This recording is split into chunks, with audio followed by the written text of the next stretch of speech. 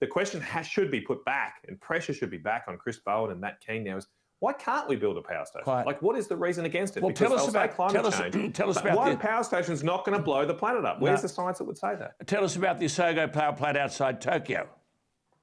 I've been there, Alan. I've been there in Yokohama. It is one of the most advanced coal-fired power stations in the world. It's a high-efficiency, low-emission coal-fired power station, but under a subset of that, it's known as an ultra-supercritical coal-fired power station. All that means is that it is built in a way that allows the boiler to get to a higher temperature.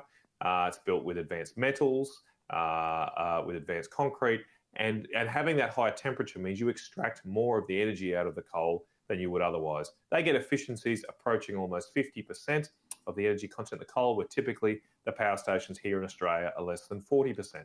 If you make more electricity from each tonne of coal, you therefore have less emissions, fewer emissions per tonne of coal. And that's better for the environment. It is simple as that. This power station is 2 kilometres from downtown Yokohama. You can see the middle of one of Japan's major cities. And it runs with almost zero pollution, zero other pollutants as well, apart from carbon emissions. And that's the sort of thing we should build here. And I mean, why would you be surprised? Oh, I know. Why would you be surprised that with 2,000 megawatts short of power in New South Wales, there's this massive bias over many years built towards renewables and against coal-fired power? So why would any responsible board approve new investment, either in new plant or maintenance, knowing that under Labor and people like Keane, and the Greens and the Teals, they want coal-fired power outfits out of business? Exactly, Alan. And this is where the net zero policy hits the rubber, the net zero rubber hits the road.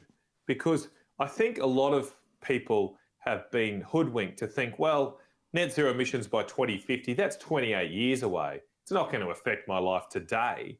But business decisions are made for the next decades, not just for tomorrow. And it's not like they're going to turn off all the coal-fired power stations on the 31st of December 2049. That's not how this policy is designed to work.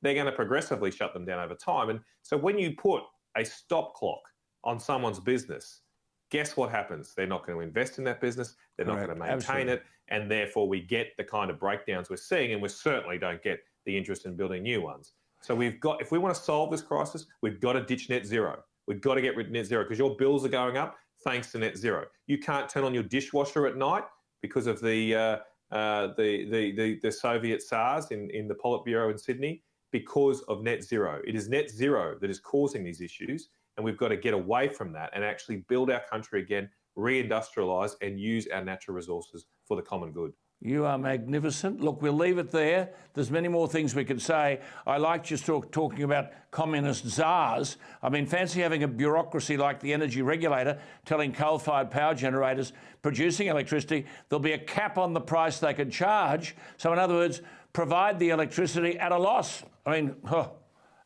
well... It's the new Politburo. Eh? It's the new Politburo, Alan. It is. We've got one here. We've got one here. Matt, must talk again soon. Always grateful for your time and your simple understanding of these critical issues. There he is.